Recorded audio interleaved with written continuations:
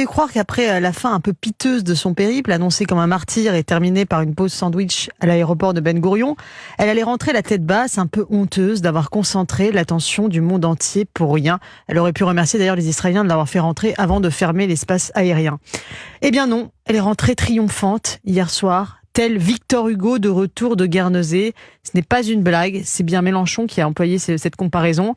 Pourquoi pas Nelson Mandela sortant de prison? Des millions de personnes ont suivi en direct son Koh-Lanta humanitaire sur les réseaux sociaux.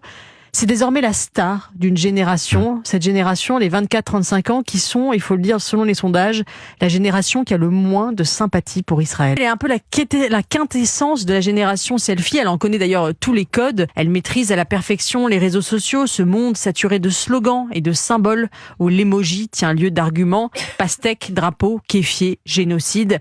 Elle joue d'une exposition permanente de soi sur la toile où elle semble atteinte de ce qu'on appelle le syndrome du personnage principal, c'est-à-dire l'illusion virtuelle d'être devenue un personnage d'exception.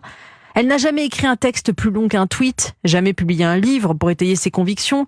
Elle sait que pour susciter l'attention, il faut se dire victime et provoquer, flirter avec l'antisémitisme. Elle n'a jamais accepté un seul débat avec une personnalité en désaccord avec elle. Elle ne se produit que dans des médias amis. Elle est une élue du peuple français au Parlement européen, mais elle ne s'est jamais intéressée à quoi que ce soit d'autre qu'à sa seule et unique obsession, Gaza. Mais même pour cette cause, elle n'a pas de stratégie.